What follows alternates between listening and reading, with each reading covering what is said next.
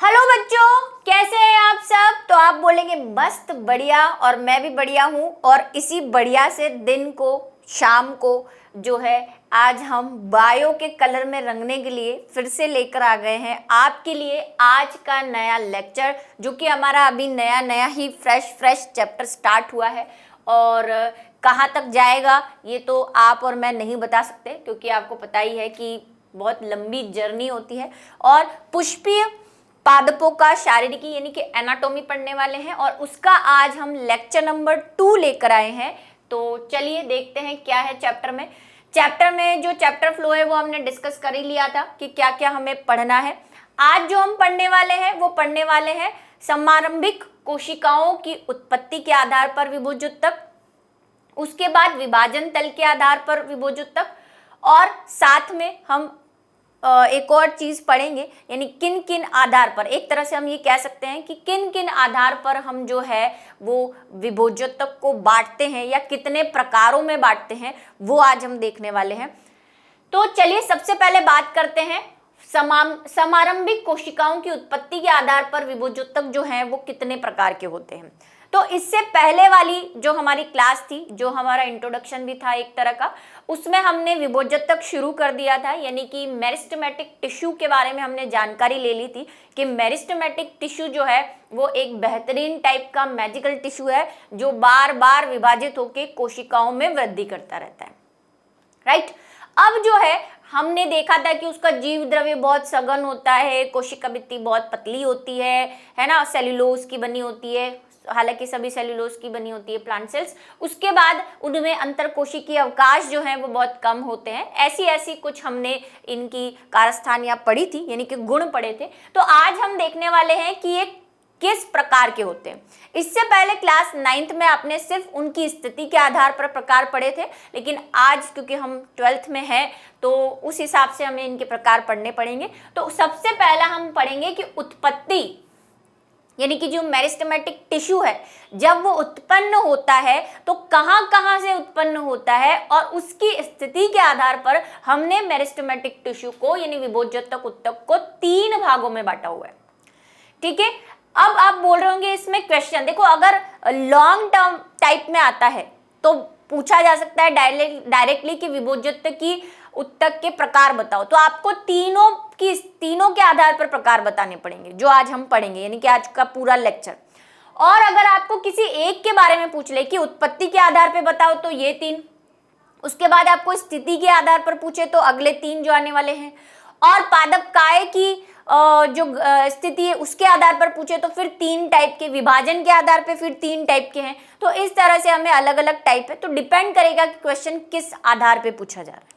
ठीक है। चलिए, तो अभी जो हम देखने वाले हैं वो समारंभिक, यानी कि जब ये पैदा होते हैं तब इनकी उत्पत्ति कैसी होती है, उस आधार पर हमारे पास है प्राक विभोजोत्तक, जिसको प्रोमेरिस्टेम भी कहते हैं। उसके बाद प्राथमिक विभोजोत्तक यानी कि प्राइमरी मेरिस्टेम, उसके बाद द्वितीयक विभोजोत्तक जिसको सेकेंडरी मेरिस्टेम भी कहते हैं।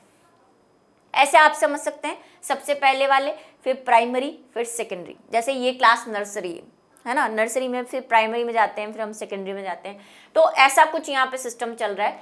तो सबसे पहले बात करते हैं हम प्राक विभोजोत्तक, नाम ही बता रहा होगा, सबसे पहले जो बनेंगे, यानी कि जब बीज से पौधा बनने वाला होगा या बीज से अंकुरण होने वाला होगा, उस टाइम जो सबसे पहला विभोजोत्तक बनता है वो होता है प्राक विभोजोत्तक। ठीक है। क्या है यह? भ्रूण से विकसित होने वाला।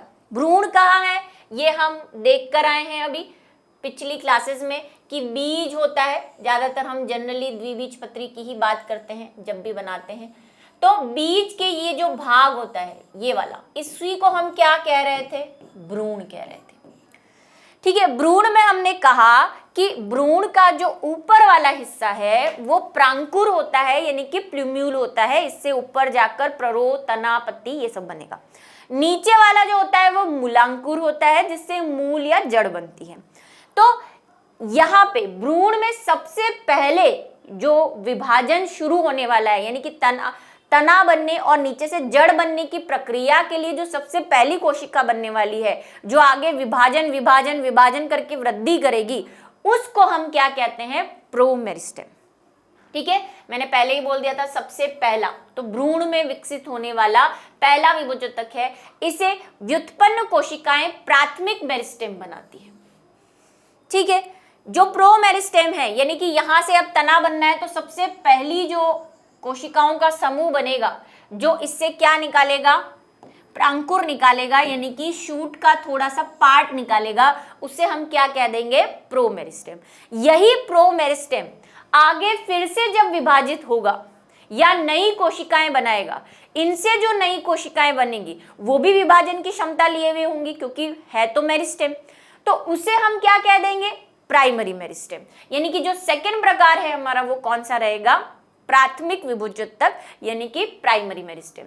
यह प्राक विभोजक या प्राक्वी विभोजक भी कहते हैं इसको, साथ में जब कंबाइन कर लेते हैं, से विकसित होता है। यह प्ररो यानी कि शूट एवं मूल शीर्ष यानी कि रूट अपेक्स तथा पत्ती में यानी कि लीफ में उपस्थित होता है। ठीक है, कहाँ उपस्थित होगा ये, किस जगह पे, जब आपका बीज से, अब मैं सिर्फ भ्रूण बना रही हूं, ये क्या बन गया आपका प्ररोह। इसके बाद की कहानी, यहां पे तो प्रो मेरिस्टेम काम में आ रहा है। ठीक है, प्रो मेरिस्टेम जो है वो काम में आ रहा है। उसके बाद प्रो मेरिस्टेम बनने के बाद की कहानी बता रही हूं। और नीचे क्या बन गया है हमारा, मूलांकुर बन गया है कुछ ऐसा, और ये बीज का भ्रूण। तो इसका जो शीर्ष भाग है, इस पे अब जो कोशिकाएं बनने वाली है प्ररो और मूल पे, उनको हम कह देंगे प्राइमरी मेरिस्टेम, क्योंकि आगे इसको काफी चीजें वृद्धि करनी है ना, अभी तो पूरा तना पत्ती सब कुछ बनानी है और ये सब जगह होता है। यानी कि मूल के शिकाग्र पर भी होगा, जड़ के शिकाग्र, शिकाग्र का मतलब अपेक्स, शीर्ष जिसको हम कहते हैं, टॉप, टिप जिसको आप कहते हैं, कुछ भी बोलो, है ना, इसका एकदम टिप पार्ट, इसका भी टिप पार्ट उस पे प्रेजेंट रहता है ये, और पत्ती पे भी रहता है, क्योंकि पत्ती भी तो भाई हमेशा छोटी सी थोड़ी रहती है। आपने पत्ती अगर उगते हुए देखी है तो पहले उसका साइज छोटा होता है, फिर धीरे धीरे वो बड़ी होती है, तो वहां पे पाया जाएगा ये। तीसरा है सेकेंडरी मेरिस्टेम। यह प्राथमिक विभोजक तक से उत्पन्न होता है, सब एक दूसरे से उत्पन्न हो रहे हैं। पहला सबसे पहला होगा उसको प्रो मेरिस्टेम, उससे जो बनेगा उसको प्राइमरी, प्राइमरी से जो बनेगा उसको सेकेंडरी। ठीक है, प्राथमिक उत्पन्न स्थायी उत्तक की कोशिकाएं हैं। ठीक है, जो आवश्यकता पड़ने पर पुनः विभाजन योग्य हो जाती है। ये क्या मतलब है मैं आपको समझाती हूँ। मान लो ये बीज था, इससे हमारा तना बन गया और नीचे जड़ें बन गई, और ये बात हम कर चुके हैं कि मेरिस्टेमेटिक टिश्यू में ही क्या होती है, विभाजन की क्षमता होती है। दूसरे प्रकार का जो उत्तक हमारे पास है जिसको हम परमानेंट टिश्यू कह रहे हैं, वो क्या है, स्थायी उत्तक है। तो भाई ये कभी ना कभी तो स्थायी बनेगा। मान लो ये तना है, ठीक है, तना जब बन रहा होगा तब इसमें कौन सी कोशिका होगी, विभाजोत्तक कोशिकाएं होगी। लेकिन जब ऊपर ऊपर जाता जा रहा है तो नीचे वाला जो पुराना तना है वो कैसा हो गया है, परमानेंट हो गया है। यानी कि इसमें ये जो विभोजक उत्तक था ये किस में परिवर्तित हो चुका है, स्थायी में। ये बात मैं पहले भी जन्मांतरों से बताती आ रही हूं कि विभोजोत्तक हमेशा विभोजोत्तक की रहे ऐसा जरूरी नहीं है ना। विभोजोत्तक की जो कोशिकाएं हैं वो समय के साथ साथ स्थायी कोशिकाओं में बदल जाती है, जो कभी नहीं बदलती। जैसा कि आपने देखा है कि भाई तना है, अब ये तना बन चुका है, अब इस तने में जितनी भी कोशिकाएं हैं सब मेरिस्टेमेटिक नहीं है, काफी कोशिकाएं स्थायी बन चुकी है जो कभी विभाजित नहीं होगी। अब वो सीधे मरेंगी, सीधे उनसे छाल बनेगी और बाहर निकल जाएंगी। ठीक है, तो ऐसी कोशिकाएं स्थायी कोशिकाएं होती हैं। लेकिन ये जो तीसरे टाइप का उत्तक है ये और भी मैजिकल है, इसमें अलग तरह की पावर है। ये क्या है, ये पावर क्या है कि पहले तो ये स्थायी उत्तक में परिवर्तित हो जाता है, लेकिन अचानक जब इसको लगता है कि नहीं, तना मेरा पतला है, मुझे इसे और मोटा करना है, जड़ें मेरी कम है, इसे और बढ़ाना है ना, तो ये अपने आप वापस स्थायी से किस में बदल जाता है, विभोजोत्तक में, यानी कि मेरिस्टेम में, जरूरत पड़ने पर। जैसा कि मैंने आपको समझाया था कि आप अभी पढ़ रहे हैं, है ना, पढ़ा रहे हैं, जो भी है हम हैं, पढ़ रहे हैं, पढ़ा रहे हैं, आप बहुत मेहनत कर रहे हैं, पढ़ लिख रहे हैं, लगातार कोशिश कर रहे हैं, हर दिन आपकी ज़िंदगी में चेंजेस आते रहते हैं, अपने ज्ञान को बढ़ा रहे हैं। अब इस ज्ञान को बढ़ाने वाली चीज़ को आप कोशिका विभाजन से जोड़कर देखो। अभी आप कौन सी सिचुएशन में हो? अभी आप मेरिस्टेमेटिक सिचुएशन में हो, यानी कि विभोज्योतक वाली स्थिति में हो, है ना। आप में विभोज्योतक जो है वो आप कैसे कनेक्ट कर रहे हो इसको, कि भाई जब आप नर्सरी में थे तो आप प्रो मेरिस्टेम थे, क्योंकि आपका ज्ञान उस टाइम शुरू हुआ था, प्राक विभोज्योतक थे। फिर जब आपने नर्सरी एलकेजी कर ली तो थोड़ा ज्ञान आप में आ गया।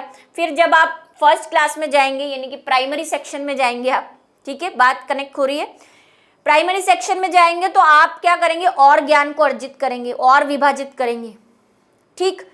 फिर आप सेकेंडरी में आएंगे, यानी कि आप 10th में आ गए, 10th में आके आप 12th कर लिया आपने, ये वो कर लिया। अब आप क्या करेंगे, कुछ बच्चे जो 12th में आके डायरेक्ट कंपटीशन एग्जाम दिया, उनका सिलेक्शन हो गया। अभी तक आप 12th तक किस में थे, प्रो मेरिस्टेम में गए, फिर थोड़ा सा आगे क्लास में गए प्राइमरी में, फिर उसके बाद सेकेंडरी में गए। अब सेकेंडरी में आके आपने बहुत ज्ञान अर्जित किया और आपकी जो है, आपने कोई कंपटीशन एग्जाम दिया तो आपका गवर्नमेंट में सिलेक्शन हो गया या आपकी जॉब लग गई। अब आपने सोचा कि जो सैलरी मुझे मिल रही है मेरे लिए सफिशिएंट है। अब आप क्या हो जाएंगे, स्थायी हो जाएंगे। आप बोलेंगे चलो बहुत पढ़ लिया। जब तक पढ़ रहे थे तब तक आप मेरिस्टेमेटिक पोजीशन में थे, अब आप किस में आ गए हैं, अब आप स्थाई में आ गए हैं, ठीक है, स्थाई में आ गए, ओके। अब आप क्या करेंगे, अब रिलैक्स हो जाएंगे, चलो अब जिंदगी भर बस काम करना है, पैसा आ जाएगा 31 तारीख को, 30 तारीख को अकाउंट में हमारा काम हो जाएगा। ये आप स्थायी उत्तक हो गए। अब क्या हुआ, 2-3 साल बाद आपने देखा कि आपका एक साथी था जो आपके साथ 12th में पढ़ता था, उसने भी एग्जाम दिया था 12th में, उसकी भी आपके जैसी नौकरी लग गई थी। लेकिन उसने सोचा कि 12th के बाद मैं ग्रेजुएशन भी करूंगा जॉब करते करते, तो उसने जॉब करते करते ग्रेजुएशन की और आज उसका प्रमोशन हो गया है। आपकी सैलरी 50 है, उसकी 1 करोड़ है। आपका दिमाग सटक गया, आप बोलो यार ये तो गलत बात है, मैंने भी 12th, मेरा भी उसी में सिलेक्शन हुआ, उसी का भी उसी में सिलेक्शन हुआ, तो अब क्या आप परमानेंट हो गए थे, आप स्थायी हो गए थे, आप रिलैक्स हो गए थे, आपने पढ़ना लिखना छोड़ दिया था। लेकिन आपको अचानक सामने वाले को देख के लगा कि नहीं मेरी भी 1 करोड़ सैलरी होनी चाहिए। आप क्या करोगे, बोलोगे नहीं मैं भी ग्रेजुएशन करूंगा और प्रमोशन लूंगा। तो आपने वापस क्या शुरू कर दिया, पढ़ना शुरू कर दिया। वापस कौन सी सिचुएशन में आ गए आप, मेरिस्टेमेटिक पोजीशन में आ गए। तो ये जो सेकेंडरी वाले हैं जो 12th पास कर चुके हैं, वो अचानक परमानेंट में जाते जाते फिर से मेरिस्टेमेटिक में आ जाते कि नहीं फिर से पढ़ाई करेंगे और 1 करोड़ सैलरी लेके आएंगे। ऐसा ही कोशिकाओं के साथ होता है। कनेक्शन सही बैठा ना, बिल्कुल याद हो जाएगा ना बढ़िया से। इसको कहते हैं याद करने का तरीका, ठीक है। अभी जो मैंने लास्ट संडे वार्ता में आपको जो बात बताई थी, आप उसको कनेक्ट कर पा रहे होंगे। कनेक्ट कर लिया आपने, ठीक है। अब हो गई परमानेंट वाली। तो ये ऐसी परमानेंट कोशिकाएं जो कुछ, सब नहीं, भाई आपके मन में जागा है कि मेरे को 1 करोड़ कमाने, बाकी कुछ अभी भी रिलैक्स है कि नहीं मेरे को 1 करोड़ नहीं चाहिए, मेरे को तो पढ़ना ही नहीं है, अब मैं तो स्थायी रहूंगा। तो ऐसा भी है। सब स्थायी कोशिकाएं वापस विभोज्योतक हो ऐसा जरूरी नहीं है। कौन सी होती है, अभी आगे नाम आएगा, देखो एधा होती है एक, कॉर्क एम्बियम जिसको हम कैम्बियम कहते हैं, अभी आएंगे नाम जब हम प्रकार पढ़ेंगे। तो ये इस टाइप की कोशिकाएं हैं, ठीक है। तो ये किस आधार पे है, उत्पत्ति के आधार पर। सेकंड टाइप जो है विभाजन के तल के आधार पर विभोज्योतक, कि ये तो हमने देखा कि इनकी उत्पत्ति जैसे हुई है उस आधार पर देख लिया हमने। अब ये कैसे विभाजित होती है उस आधार पर जब हम देखते हैं तो हमारे पास निम्न प्रकार से वर्गीकरण आता है। इस आधार पर इन्हें निम्न प्रकार से वर्गीकृत किया जा सकता है। पहला, स्थूल विभोज्योतक। स्थूल का मतलब होता है कैसे भी, है ना, जीवन जीने कैसे भी जी लो, तुम्हारी मर्जी, जो चाहे वो करो, व्हाटएवर यू वांट, ठीक है, वैसी वाली सिचुएशन। इनको कहते हैं मास मेरिस्टेम। हिंदी में थोड़ा सा हो सकता है दिक्कत हो, लेकिन इंग्लिश वालों को बहुत अच्छे से समझ में आ रहा होगा, क्योंकि मास का मतलब क्या होता है, ये हिंदी वाला मास नहीं है, ये इंग्लिश वाला मास है। मास का मतलब होता है गुच्छा, कोई डल्ला, है ना, कि बहुत सारी चीजों को ऐसे डाल डाल के कोई गुच्छा बना दिया, कोई बंच बना दिया, तो उसको बोलते हैं मास। अब ये क्या है, ये बहुत ही टेढ़े मेढ़े टाइप की सेल्स हैं। इस प्रकार की विभोज्योतक कोशिकाएं सभी तलों एवं दिशाओं में विभाजित होती हैं। इससे अनियमित आकार की संरचनाओं का निर्माण होता है, जैसे भ्रूणपोष यानी कि एंडोस्पर्म। याद आ रहा है पिछला वाला लेक्चर, एंडोस्पर्म की बात की हुई हमने कि ये त्रिगुणित होता है और जो भ्रूण होता है उसको पोषण प्रदान करता है, राइट, वहां से ही कनेक्टेड है ये। इनकी कोशिकाएं क्या होती है, भ्रूण में ऐसा ही होता है, जब भ्रूणकोश बनता है ना, जब हमने बताया था कि भाई स्टार्टिंग में जब भ्रूणकोश बनता है तो एक ही सेल होती है, लेकिन ये सेल की कोई दिशा नहीं है, ये बोलते हैं आप, जिसको आप बोलते हैं कि बिना सोचे समझे विभाजित होती है। कभी इधर से विभाजित हो गई, इधर से, कभी इधर से विभाजित हो गई, ऐसे 4 बना ली, कभी 6 बना ली, कभी 10 बना ली। तो अनियमित विभाजन करती है, जहां मर्जी आए, जिस दिशा में आए विभाजन करना है, जैसे आए विभाजन करना है, कोई फिक्सेशन नहीं है इसकी लाइफ में। तो मास उसी को कहते हैं जहां पे आकार अनिश्चित होता है, मतलब ऐसा कुछ गुच्छा सा बन जाएगा जिसका कोई आकार प्रकार नहीं है, सिर्फ कोशिकाएं कोशिकाएं दिखाई दे रही है, ना तो आपको इसमें कोई पत्ती दिखाई देगी, ना इसमें कोई जड़ दिखाई देगी, कुछ नहीं, बस ऐसा गुच्छा, क्योंकि ये विभाजन इसका कैसा है, अनियमित प्रकार का है, तो मास बन जाता है, इसीलिए इसको बोलते हैं स्थूल विभोजित। ठीक है, जैसे भ्रूणपोष का बनना, भ्रूणपोष बताया था ना भाई, यही आगे जाके क्या करता है, वही 3 एंटीपोडल सेल बनाता है, 2 बीच में द्विध्रुवी कोशिकाएं बनाता है, फिर 3 इधर सहायक कोशिकाएं और एक अंड कोशिका बनाता है, पिछला वाला लेक्चर। ठीक है, ये भ्रूणपोष है। अब बात करते हैं पट्टिका विभाजन की, यानी कि प्लेट मेरिस्टेमेटिक। इसमें क्या है, नाम लग रहा होगा, प्लेट बनती है इसमें।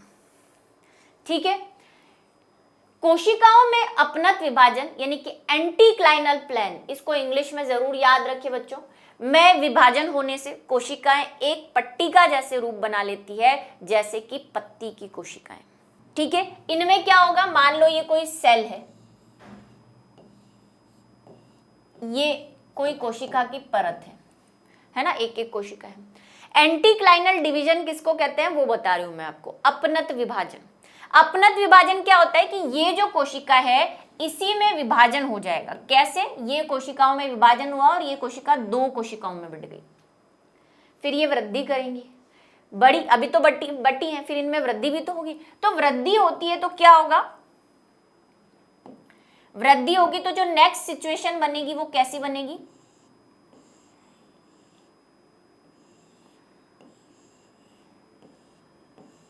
ऐसी, 2 कोशिकाओं में बढ़ गई और दोनों कोशिकाएं क्या बना गई, अपनी अपनी वृद्धि करके नॉर्मल सेल के साइज में आ गई।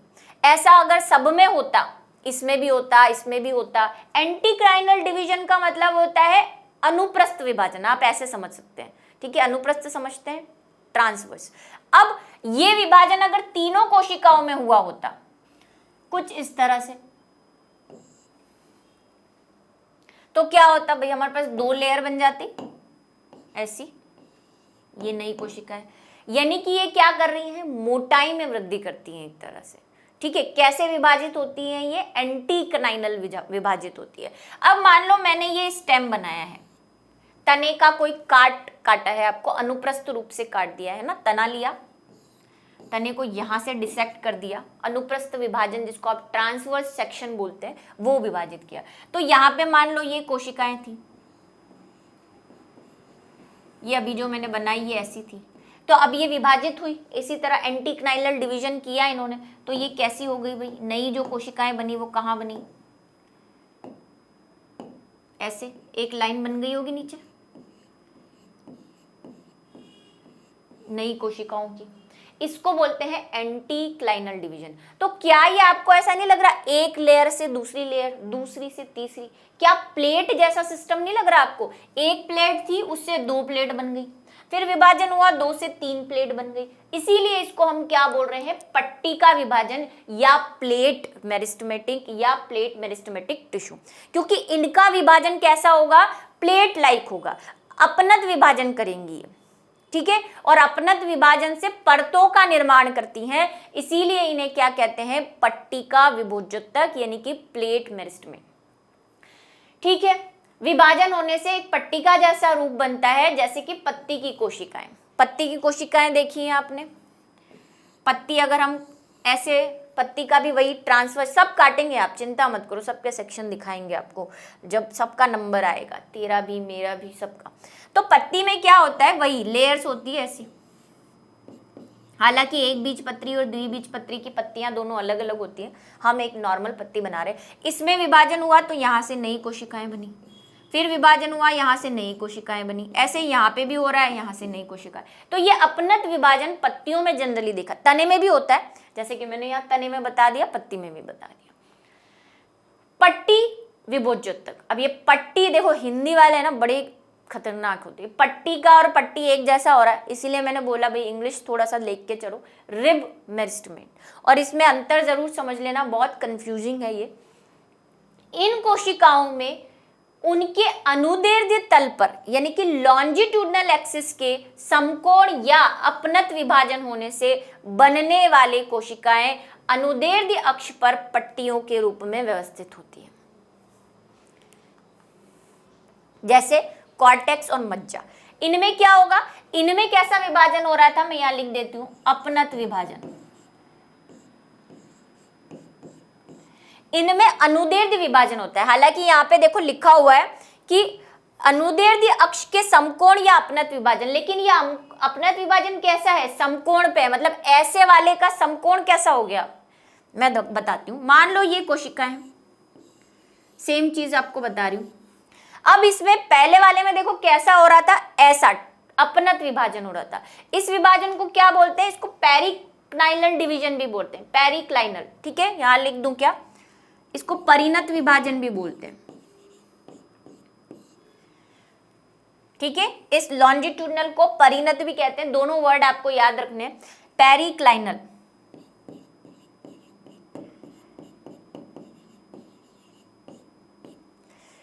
क्या होगा इसमें, ये इसमें ऐसा विभाजन नहीं हो रहा है, इसमें विभाजन हो रहा है समकोण पर, मतलब कि ऐसे ऐसे कोशिका विभाजित हो रही है, लाइक दैट। अब जो कोशिकाएं बनी वो कैसी बनी जरा बताओ, ठीक है, ये एक कोशिका यहां से कट गई, ये दो कोशिका, ये तीन कोशिका, ये चार कोशिका, ये पांच कोशिका, ये 6, 3 से 6 बन गई। अब ये वृद्धि करेगी तो इसकी ऐसे साइज में वृद्धि हो जाएगी ना, और लंबा हो जाएगा ये। तो ऐसे वाले विभाजन को हम बोलते हैं परिणत विभाजन, या कि जिसको रिब कहते हैं, है ना। रिब अच्छे से याद रहेगा आपको, रिब्स देखिए आपने, हमारी जो रिब्स होती है वो कैसे होती है, ऐसे, लाइक दैट। तो इसको हम क्या बोलते हैं, परिणत विभाजन या लॉन्जिट्यूडनल, क्योंकि ये कैसे हो रहा है, मान लो ये स्टेम है, स्टेम पे इस तरह से हो रहा है, ये लॉन्जिट्यूडनल हो रहा है, ऐसे काटा जा रहा है सेल को, और वो कैसे काट रहा था, वो सेल को ऐसे काट रहा था, जैसे मैंने अभी पेन पकड़, ये अपनत विभाजन है। और अब कैसे काट रहा है, ये लॉन्जिट्यूडनल काट रहा है, इस तरह से, ऐसी ही लाइन बनाई है ना मैंने। लॉन्जिट्यूडनल का मतलब वर्टिकल, लंबा, और ये कैसा है, आड़ा। अपनत से आड़ा याद कर लो, ज्यादा इजी हो जाएगा ट्रांसफर, और लॉन्जिट्यूडनल से लंबा, ठीक है, याद रह जाएगा। चलो, और वो वाला कैसा था जो हमने इससे पहले देखा, मास वाला, उसमें ये दोनों तरह के विभाजन होते हैं, अपनत भी होता है और परिणत भी होता है, और कोई दिशा भी निश्चित नहीं है, इसलिए वो एक गड्ढा सा, मतलब एक झुंड सा बना लेता है। कहाँ होता है ये, कॉर्टेक्स और मज्जा में। अब ये कॉर्टेक्स और मज्जा होती क्या है मैं बता देती हूँ, जिसको हम पित्त कहते हैं और कॉर्टेक्स को हिंदी में वल्कुट कहते हैं। अभी स्टेम का स्ट्रक्चर देखेंगे, जब हम इंटरनल स्ट्रक्चर देखेंगे तब आपको पता चलेगा कि यहाँ पे जो है स्टेम में वल्कुट एरिया कौन सा होता है मैं आपको बताती हूँ। ये आपको मैंने जो 3-4 फूल जैसी संरचनाएं बनाई हैं, ये फूल जैसी नहीं है, ये हमारे वो सहवन उत्तक हैं, जिसको हम क्या बोलते हैं, जाइलम फ्लोएम। जाइलम फ्लोएम है ना, ये है वो। इसके बाहर का एरिया दिख रहा है आपको, जिसको अब मैं वाइट करने वाली हूँ, ये होता है वल्कुट यानी कि कॉर्टेक्स। और ये जो बीच वाला एरिया होता है, यहाँ जो खाली जगह होती है, यहाँ पे सेल्स बहुत कम होती है और गैप ले लेके होती है, इसको बोलते हैं मज्जा, ठीक है, सेंटर पार्ट को, जो कि बहुत सारी कोशिकाओं से भरा होता है। इसको भरण उत्तक भी कहते हैं इन दोनों को। तो भरण उत्तक, अगर आपको ये नहीं तो कई बार पूछ लिया जाए, तो भाई भरण उत्तक में भी कौन सा प्रकार का डिवीजन होता है ये इस टाइप का, रिब मेरिस्टेम होता है, और इसी से ये दोनों भरण उत्तक ही है। भरना मतलब खाली जगहों को भरना, तो कुछ भी नहीं होता है तो पेड़ में क्या होता है, ट्री में या प्लांट में विभाजन हो के कुछ कोशिकाएं उस जगह को भर देती है, जो कि कॉर्टेक्स और मज्जा कहलाती है। ठीक है, अब है पादप काय में स्थिति के आधार पर, जो कि तीसरा वाला है हमारा, कि हम पोजीशन के आधार पर, पहला उत्पत्ति के आधार पर, दूसरा विभाजन के आधार पर, और तीसरा है स्थिति के आधार पर। अब आप कोई बुक पढ़ेंगे आपको चौथा भी मिल सकता है, लेकिन उस चौथे में इन तीनों का ही मिक्सचर मिलेगा। ठीक है, एक ये ले लेंगे, एक वो ले लेंगे, एक वो ले लेंगे, ऐसे करके जबरदस्ती उसको चौथा बनाया गया है। हम तो भाई 11th-12th से यही पढ़ते आ रहे हैं और आगे भी यही चलता है, बीएससी तक भी आपको यही 3 प्रकार मिलेंगे। चलिए, meristematic based on their position the plant body. ठीक है, बॉडी की स्थिति के आधार पर, मतलब ये कहाँ कहाँ पे स्थित है, ये आपने 9th में पढ़ा है, ये वाली चीज आप पढ़ के आए हैं वहां पे। सबसे पहला है शीर्षस्थ विभोजक, यानी कि एपिकल मेरिस्टेम। ये विभोजक मुख्य व द्वितीयक मूल तथा प्ररोह के शिखा, जिसको अपेक्स भी बोलते हैं और उसी को शिखाग्र भी बोलते हैं, पर स्थित होते हैं। इसकी सक्रियता से मूल प्ररोह की लंबाई में वृद्धि होती है। ठीक है, तथा संभवतः उपांगों का निर्माण होता है। क्या वृद्धि होती है इसमें? लंबाई में वृद्धि होती है, ये बात ध्यान रखेंगे। कहाँ पे होते हैं ये? शिखाग्र पर होते हैं। जैसे कि मैं आपको बताती हूं, ये हमारे पास क्या है? प्ररोह है। प्ररोह मतलब शूट, जो कि आगे जाके तना, पत्ती, है ना, फल वल सब इसी पे लगेंगे। तो प्ररोह के एकदम शीर्ष पर यहाँ पे जो कोशिकाएं पाई जाती हैं उनको बोलते हैं शीर्षस्थ कोशिका या शीर्षस्थ विभोज्योतक।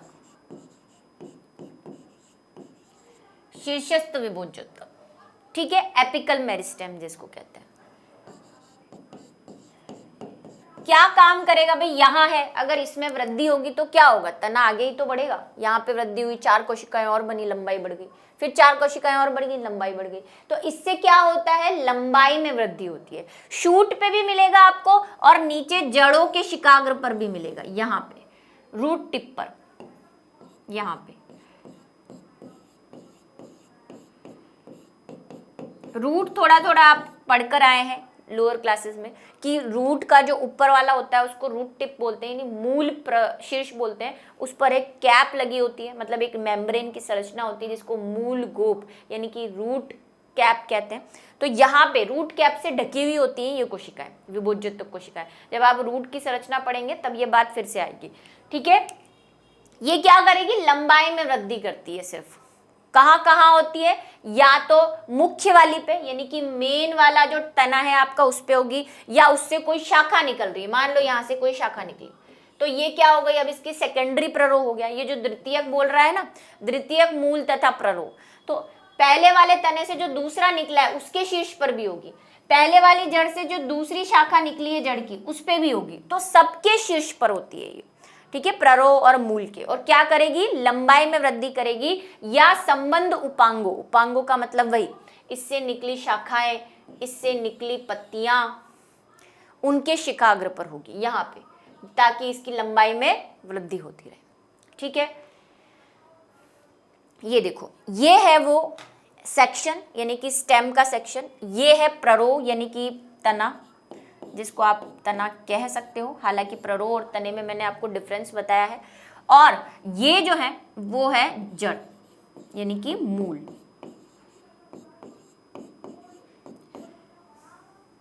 चलो, ये आप सेक्शन काटा है हमने, और ये प्ररोह का ऊपर वाला शीर्ष है। यहाँ पे जो रेड रेड सी कोशिकाएं दिख रही है आपको, स्टेनिंग करी हुई,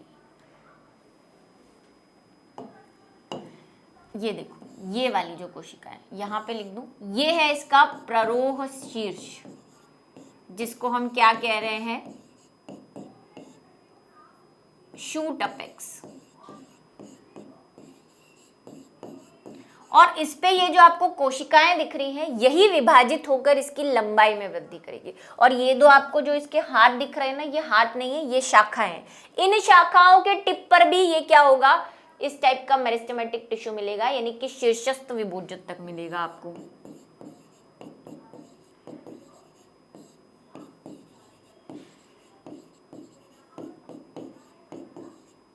और दिख भी रहा होगा, ये देखो यहाँ पे भी है।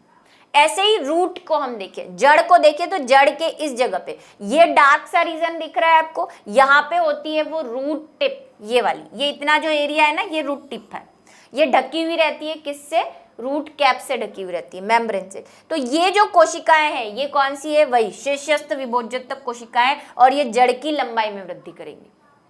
अंदर भी बहुत कुछ मटेरियल दिख रहा होगा, सबके बारे में डिस्कशन आएगा, क्या है सब। जाइलम फ्लोएम दिख रहे हैं, ये जाइलम फ्लोएम वाहिकाएं सब कुछ है, पढ़ेंगे आगे।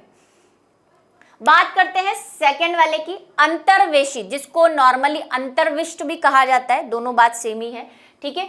इंटरकैलरी मेरिस्टेमेंट, दो स्थायी ऊतकों के बीच स्थित विभोजोतक अंतर्वेशी विभोजोतक कहलाता है। यानी कि अगर मान लो कोई विभाजन हुआ और ये वाली जो सेल है, ये सेल ये परमानेंट बन गई, यानी स्थायी बन गई, और ये वाली सेल भी स्थायी बन गई। लेकिन मैंने कहा था स्थायी सेल को कभी कभी अचानक भूत आ जाता है कि नहीं मैं फिर से विभोजोतक बनूं, तो वो मान लो ये वाली सेल पहले क्या थी? स्थायी थी, लेकिन अब ये कैसी हो गई? मेरिस्टेमेटिक हो गई, विभोजोतक हो गई। तो क्या हुआ? दो स्थायी सेल के बीच जो विभोजोतक पाया जाएगा, क्योंकि अब ये स्थायी नहीं रही, ये कैसी हो गई है? विभाजन करने लायक हो गई है ना। इसका ध्यान फिर से कहाँ चला गया है? पढ़ाई में। तो ऐसी वाली सेल को हम, या सेल्स के ग्रुप को हम क्या कहते हैं? अंतर्विष्ट विभोजोतक या इंटरकैलरी सेल्स। कहाँ होती है मैं बताती हूँ। अब देखो डायग्राम को बहुत ध्यान से सुनना। अभी मैं सिर्फ क्या बना रही हूँ? प्ररोह बना रही हूँ। ये काम सब जगह करेगा। देखो द्वितीय जड़ों में जनरली आपको इंटरकैलरी जो है वो कम मिलता है, क्योंकि जड़ों में द्वितीयक वृद्धि बहुत कम प्लांट्स में होती है। द्वितीयक वृद्धि क्या होती है ना, ये सवाल आपका 15-20 किलो का जो वर्ड अभी मैंने बोल दिया कि द्वितीयक वृद्धि, इसको भी पढ़ना है हमें कि हमेशा क्या पौधा पौधा ही रहता है? नहीं, वो कभी कभी पेड़ भी बनता है। तो क्या जो नॉर्मल पौधा रहता है उसका तना और पेड़ का तना एक जैसा होता है? नहीं। इसका मतलब बहुत सी टाइम ये जो स्थायी ऊतक है ये विभोजोतक बनके तने की मोटाई में वृद्धि कर देता है, उसको बोलते हैं द्वितीयक वृद्धि। और डिटेल में आगे आएगा जब आप पढ़ोगे। तो एक बात तो हो गई हमारी किसकी? शूट अपेक्स की, यानी कि शीर्षस्थ विभोजोतक की। ठीक है, एनसीईआरटी में शायद ये डायग्राम भी है, उसी को मैं बनाने जा रही हूँ। ये जड़ में भी होगा, तने में भी। अब ये कह रहा है इंटरकैलरी सेल्स। ये इंटरकैलरी कहाँ मिलता है? ये इंटरकैलरी मिलता है जनरली आपको पर्व व पर्व संधियों के बीच। पर्व व पर्व संधियां, ये क्या होता है भाई? ये बीच वाला होता है पर्व, जिसको हम इंटरनोड कहते हैं, और ये होता है पर्व संधि, जिसको हम नोड कहते हैं।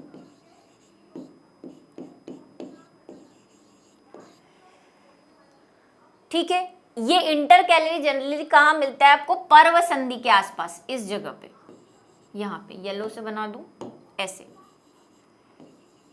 ऐसी रिंग बनी होती है इसकी, है ना। मैं रिंग इसमें नहीं बना सकती, क्योंकि मैं अगर गोले में बनाऊं तो बना सकती हूँ ऐसे। और कहाँ मिलेगी? पर्व व पर्व संधियों के बीच में, और जनरली पर्व संधि के पास यहाँ पे मिलती है, इस जगह पे। ये इंटरकैलरी यानी कि अंतर्विष्ट या अंतर्वेशी, ठीक है, दोनों ही वर्ड सेम है। अंतर्वेशी या अंतर्विष्ट दोनों ही वर्ड समान है। ये जो है यहाँ पे मिलता है, तो ये कौन सा हो गया? अंतर्वेशी।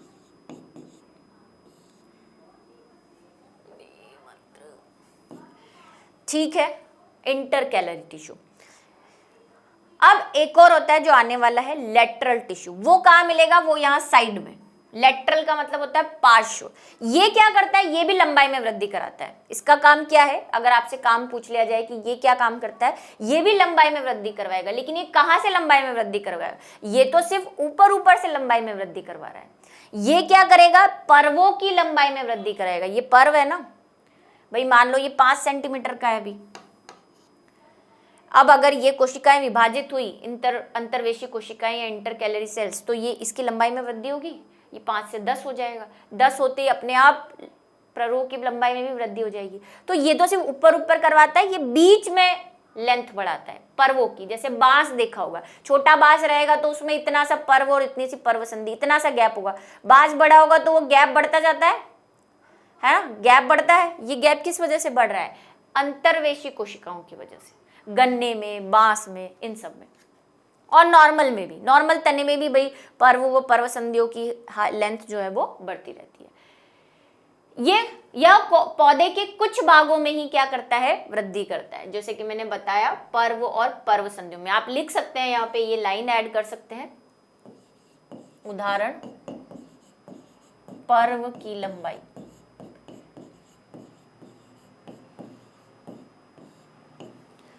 नेक्स्ट है पार्श्व विभोजक, जिसको लेटरल मेरिस्टेमेटिक टिश्यू भी कहते हैं। यह विभोजक पादप अंगों की पार्श्व स्थिति, पार्श्व का मतलब वही लेटरल, यानी कि जिसको आप बोल सकते हैं साइड में पाया जाता है।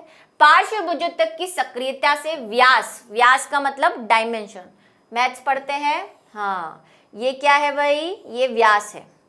तो क्या होगा? इसके व्यास में वृद्धि होगी, मतलब ये जब विभाजित होगी तो इसका जो व्यास है, डायामीटर है, वो क्या हो जाएगा? बढ़ जाएगा। कैसे बढ़ जाएगा? पहले ऐसा था, विभाजन हुआ, अब डायामीटर बढ़ गया, मतलब मोटाई में वृद्धि कर रहा है। वो दोनों किस में कर रहे हैं? लंबाई में वृद्धि कर रहा है, एक ऊपर वाली लंबाई में, एक बीच वाली लंबाई में। ये किस में कर रहा है? मोटाई में वृद्धि कर रहा है, ठीक है। तथा द्वितीयक उत्तकों का निर्माण करता है, वही जो मैंने कहा सेकेंडरी मेरिस्टेमेटिक टिश्यू का निर्माण करेगा ये। सवर्णी कैम्बियम, जिसको हम क्या बोलते हैं? वस्कुलर कैम्बियम, जो अभी थोड़ी देर पहले मैंने नाम लिया था, जो पहले स्थायी होती है, बाद में वापस किस में बदल जाती है? मेरिस्टेमेटिक टिश्यू में बदल जाती है। सवर्णी कैम्बियम, जिसको वस्कुलर कैम्बियम या कार्क कैम्बियम, जिसको कॉर्क कैम्बियम भी कहते हैं, पार्श्व विभोजक के उदाहरण है। अब ये होती कहाँ है ये सुनो। पहले तो यहाँ पे मैं डायग्राम बना देती हूँ लेटरल वाले का, ग्रीन से बनाते हैं। ये यहाँ पे होगा, ये ऐसे सब पूरे जगहों पे, नीचे से ऊपर तक।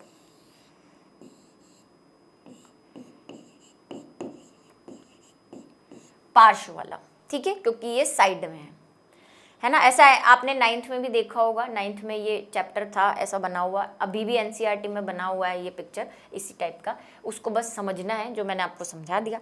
अब मैं बात करती हूँ, जैसे ये हमारा क्या है? किसी भी स्टेम का यानी कि तने का अनुप्रस्थ काट है। बाहर की तरफ एक मेम्ब्रेन होगी,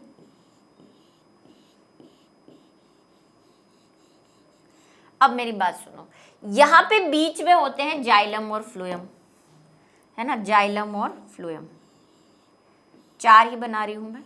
ये जाइलम फ्लोएम है, ये ऐसे बंडलों के रूप में व्यवस्थित होते हैं, इसीलिए इनको सवन बंडल भी कहते हैं, यानी कि वस्कुलर बंडल कहते हैं, ठीक है। अभी क्या है, ये जो कार्क है वो कहाँ पाई जाती है, मैं आपको बताती हूँ। ये जो कार्क है, क्योंकि साइड में पाई जाएगी, अब साइड कहाँ? यहाँ पे, इन दोनों के बीच में, यहाँ पे, ये जो येलो में आप बना रही हूँ, यहाँ पे होती है कॉर्क कैम्बियम, यानी कि सवन एधा, जिसको हम बोलते हैं। क्यों सवन एधा बोल रहे हैं? क्योंकि सवन बंडलों के बीच में है ये। इसमें जनरली देखो, बाहर वाला जाइलम होता है, फ्लोएम होता है, और अंदर वाला जाइलम होता है जनरली, ठीक है। तो जाइलम और फ्लोएम के बीच में पाई जाती है ये, इसीलिए इसको सवनी एधा बोलते हैं। एधा का मतलब ही यही हुआ, पहले स्थायी होती है, यानी कि जब ये स्थायी उत्तक में परिवर्तित हो जाती है, अचानक फिर जब इसको लगता है कि नहीं, तने की मोटाई में वृद्धि करनी पड़ेगी। अब आप बोलोगे क्यों इसको लगता है कि तने की मोटाई में वृद्धि करनी? जरा सोचो, अगर कोई प्लांट ट्री बनने वाला है, यानी कि उसकी बहुत सारी शाखाएं निकलने वाली हैं, तो अगर आप थोड़ा सा इमेजिनेशन करो कि अगर मैंगो, आम जो कि पेड़ बनता है, मैंगो का तना इतना पतला होगा और शाखाएं इतनी बड़ी बड़ी होगी, तो क्या मैंगो का वो ट्री गिर नहीं जाएगा? ऑब्वियसली गिर जाएगा। तो क्यों जरूरत पड़ती है विभाजन की? ताकि सपोर्ट दिया जा सके कि अगर वो ट्री बन रहा है तो इतना सब कुछ वजन सहन करने के लिए तने में ताकत भी तो होनी चाहिए, और वो ताकत आने के लिए, वो यांत्रिक शक्ति पाने के लिए उसको मोटाई में, लंबाई में कोशिकाओं का विभाजन करना पड़ता है, ठीक है। तो जब उसको लगता है इन द सेंस कि उसको लगेगा मेरा तना वीक हो रहा है, तो वो क्या करता है? विभाजन करना स्टार्ट कर देता है। और स्थायी वाली कोशिका जो कि एधा होती है, बाद में किसमें बदल जाती है, विभोज्योतक कोशिकाओं में, जिसका नाम मैंने पहले स्थायी वाले में भी लिया था। ठीक है, तो यहाँ होती है क्या, कैम्बियम। अब ये यहाँ पे दो कैम्बियम लिखी है, वस्कुलर कैम्बियम और कॉर्क कैम्बियम। ये तो वस्कुलर कैम्बियम है जो, क्योंकि ये किसके बीच में है, संवहन बंडलों के बीच में। संवहन बंडल क्या होते हैं, जाइलम और फ्लोएम बंडलों के रूप में व्यवस्थित होते हैं, इसीलिए उन्हें संवहन बंडल कहते हैं। कॉर्क वाली कहाँ मिलती है, कॉर्क वाली बाहर मिलती है, यहाँ ऐसे, ये जो अब मैंने बनाया है, बंडलों के बीच में, दो बंडलों के बीच में मिलती है, और वो दोनों जाइलम और फ्लोएम के बीच में मिलती है। तो ये अब जो मैंने येलो बनाया ना इनके बीच में, ये है हमारी कॉर्क कैम्बियम, जिसको हम क्या कह रहे हैं, हिंदी में भी कॉर्क कैम्बियम ही कहते हैं। ठीक है, समझे आप कि क्या स्थिति के आधार पर है। तीसरे प्रकार के हमारे पास जो है वो है कार्य के आधार पर, मतलब इनके फंक्शन क्या है उस आधार पर हम कौन कौन से बांट सकते हैं। तो फंक्शन के आधार पर हमारे पास है एक अधित्वक, जिसको प्रोटोडर्म कहते हैं। यह तरुण अंगों के शिकाग्र पर स्थित विभोज्योतक की सबसे बाहरी परत होती है। जो हम बात करते आए हैं कि ऊपर की तरफ शिकाग्र पर जो कोशिकाएं हैं, यहां पे उसमें जो सबसे पहली परत है, यानी सबसे तरुण अंग, ये अभी बनाई है, तरुण का मतलब यंग, नया नया जो बना है, अभी नई नई इसका विभाजन हुआ है और जो कोशिकाएं बनी है, उसमें जो पहली परत होती है, स्थिति के आधार पर वो सबसे क्या होगी, बाहरी परत, जो यहाँ पे येलो दिख रही है, वो क्या कहलाती है, अधित्वक कहलाती है। यह बाहरी त्वचा का निर्माण करती है। हर सेक्शन में अभी मैंने बनाया तब एक बाहरी त्वचा बनाई थी, तना हो, जड़ हो, पत्ती हो, जो उन सब की जो सबसे बाहरी परत होती है उसको हम बोलते हैं बाह्य त्वचा। इंग्लिश में क्या कहते हैं मैम इसे, इंग्लिश में हम इसे एपिडर्मिस कहते हैं, एपिडर्मिस। एक हाइपोडर्मिस भी होती है, वो भी आएगी, इसके नीचे वाली हाइपोडर्मिस होती है। ठीक है, तो ये एपिडर्मिस बनाती है, यानी बाह्य त्वचा बनाती है। उसके बाद है प्रोकैम्बियम, यही वही एधा वाली बात है जो अभी हम करके आए, क्योंकि हम कार्य के आधार पर बता रहे हैं। यह विभोज्योतक संकीर्ण लंबी दीर्घ उत्तकीय कोशिकाएं, यानी कि प्रोजेनकाइमेटस सेल्स हैं, से निर्मित होती है। इससे प्राथमिक संवहन उत्तक बनता है, यानी कि जाइलम और फ्लोएम बनते हैं, डायरेक्टली अगर हम कहना चाहें। लेकिन कौन से वाले, जब तना सॉफ्ट होता है तब जाइलम फ्लोएम बनते हैं, प्राथमिक वाले। द्वितीयक कब बनते हैं, जब तना काष्ठ में परिवर्तित होता है, यानी कि उसकी मोटाई में वृद्धि होती है, लकड़ी बनने वाला होता है, तब जो वृद्धि होती है उसको द्वितीयक वृद्धि कहते हैं। तब कौन से जाइलम फ्लोएम बनेंगे, द्वितीयक जाइलम फ्लोएम बनेंगे, और ये तो स्टार्टिंग में ही बन गए, इसलिए इनको प्राथमिक कह रहे हैं। भरण विभोज्योतक, जो मैंने अभी पीछे आपको बात बताई थी, याद आ गई हो आपको अगर, तो ये भरण उत्तक का नाम लिया था। क्या होते हैं, जहां खाली जगह होती है, मतलब संवहन उत्तक, बाहर त्वचा, सब कुछ भरा गया, लेकिन अभी भी तने में खाली जगह है, तो उसको भरने का काम कॉर्टेक्स यानी कि वल्कुट और पित्त करते हैं। ये क्या कहलाते हैं, भरण उत्तक कहलाते हैं। उसी की बात आने वाली है। भरण उत्तक, इनकी कोशिकाएं बड़ी व पतली भित्ति वाली होती है। इनकी कोशिकाएं कैसी होंगी, बड़ी व पतली भित्ति वाली, जो भरण उत्तक तंत्र यानी कि ग्राउंड भरण उत्तक तंत्र यानी ग्राउंड टिश्यू सिस्टम का निर्माण करती है। क्या है ये, जरा देखो, फिर से एक बार मैं समझा देती हूँ, कोई दिक्कत नहीं है। ये मान लो ये हमारा तने का सेक्शन है। अब एक बार देख लो, ये सबसे पहली परत, जिसको हम बाह्य त्वचा कहते हैं। वैसे मैं आपको सेक्शन कटवाऊंगी, प्रैक्टिकल भी दिखाऊंगी, स्लाइड भी दिखाऊंगी। एपिडर्मिस, ठीक है। उसके नीचे कभी कभी क्या होता है, कुछ और कोशिकाओं की परत पाई जाती है। मैं पूरे गोले में नहीं कर रही, जो जनरली कॉलन काइमेटस सब पढ़ना है, ये जो मैं बोले जा रही हूँ ना, भारी भरकम वर्ड, ये सब आने वाले हैं। ये जनरली बोलते हैं अधस त्वचा,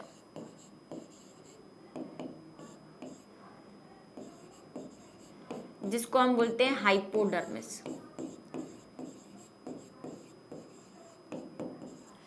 फिर क्या होता है, फिर भरण उत्तक के बाद कहानी करेंगे हम। उससे पहले मैंने आपको बताया कि भाई जाइलम फ्लोएम होते हैं। अब मैं एक ही बना रही हूँ, और भी होते हैं, मतलब यहाँ पे भी होगा, कई जगह पे बिखरे हुए भी होते हैं। वो द्विबीजपत्री एक बीजपत्री में यही फर्क है जनरली।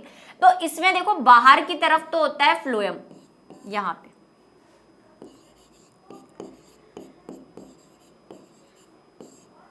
और नीचे की तरफ ये मैं एक लाइन बना रही हूँ जिसका अभी मैं कबाड़ा करूंगी अच्छे से, ये येलो बना के छोड़ रही हूँ मैं अभी। नीचे की तरफ होता है जाइलम। जाइलम भी बहुत प्रकार के होते हैं, मैं अभी सिर्फ जनरल जाइलम बना रही हूँ। ये हो गया जाइलम। जाइलम फ्लोएम की ट्रिक बताई हुई है क्या मैंने? जाइलम जल का अवशोषण करते हैं। देखो जाइलम में ज आ रहा है ना, तो जल को ले जाने का काम करते हैं, इनके काम भी पड़ेंगे। फ्लोएम, फ्लोएम से फूड याद रख लो, फिर बताऊंगी ये ट्रिक जब आएगी। फ्लोएम से फूड, फ से फूड, फ से फ्लोएम, ठीक है। तो ये है। और अब जो जगह बच जाती है, मतलब यहाँ पे सब जगह 7 बंडल आ गए, अभी भी काफी जगह बची हुई है, इनको क्या करेंगे? इसको खोखला थोड़ी छोड़ देंगे, कोशिकाएं तो चाहिए ना, खोखला रहेगा तो तना गिर जाएगा, कहीं में होता भी है, लेकिन हमें सपोर्ट देना है कोशिकाओं से। तो अब जो जगह बच गई है वो भरने का काम, ये क्या है येलो येलो, ये मैंने एधा बनाई है, ठीक है, एधा, कॉर्क एम्बियम और सवन जिसको हम कह रहे हैं कैम्बियम बनाई है ये। अब जो काम बच गया यहाँ पे, यानी कि जैसे बीच वाला, बीच में खाली जगह है तो यहाँ पे भी कुछ कोशिकाएं विभाजन कर लेंगी और कोशिकाओं का समूह बना लेती है।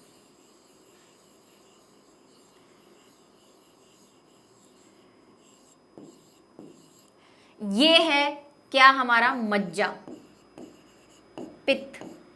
इसको ध्यान से सुन लो, ये बार बार वर्ड आते रहेंगे, पित्त, ठीक है, ये वर्ड बहुत बार काम आएंगे, आगे आते रहेंगे। और अब बाहर वाला भी एरिया बचा, ये वाला, तो यहाँ पे भी कुछ कोशिकाएं आ जाती हैं, इधर भी ये जो बची कुची जगह हैं, इनको क्या कह देंगे? कॉर्टेक्स। वैसे कॉर्टेक्स में बाहरी त्वचा के नीचे वाला जितना भी पोर्शन आता है, बाहरी त्वचा को छोड़कर नीचे जितनी भी कोशिकाओं की परतें आएंगी वो सब कॉर्टेक्स के अंतर्गत आती है, मतलब वलकुट के अंतर्गत आती है ना। उसमें फिर सवन उत्तक नहीं, मतलब सवन उत्तक और बाहरी त्वचा के बीच में बहुत सारी मेम्ब्रेन आती है, पढ़ोगे आगे अभी अब, है ना, अंतस्त्वचा, एंडोडर्मिस, एपिडर्मिस, हाइपोडर्मिस सब पढ़नी है, वो सब वलकुट के अंतर्गत आती है, ठीक है। और ये पित्त, तो ये पित्त यानी कि मज्जा और कॉर्टेक्स किसके अंतर्गत आ जाते हैं? भरण उत्तक तंत्र के अंतर्गत आ जाते हैं, ठीक है। अब यहाँ पे लिख सकते हैं फिर से वही कॉर्टेक्स और मज्जा। तो ये वाला जो विभोज्योतक है, मतलब यहाँ पे जो वृद्धि करवाई जा रही है वो किसकी वजह से करवाई जा रही है? Ground meristematic tissue. और ये सब एक ही है, बस हमने काम के आधार पर, एक ही कोशिकाएं हैं, ये एक ही प्रकार की है, बस काम के आधार पर, स्थिति के आधार पर और उत्पत्ति के आधार पर 3 प्रकारों में बांटा है। और कहीं जैसे मैंने कहा बुक्स में चौथा प्रकार भी दे रखा है, वो जबरदस्ती का दे रखा है, इन तीनों में से फिर एक एक उठा के एक ले लिया होगा उसने, ठीक है। तो आपको ज़्यादा ध्यान नहीं देना है उस पर। तो आज का हमारा जो स्वीट सेल लेक्चर है वो ख़त्म होता है। आप बोलेंगे कहाँ स्वीट सेल लेक्चर मैम, बहुत ही क्या करें, पढ़ना पड़ता है ना, अच्छे बच्चे हो ना।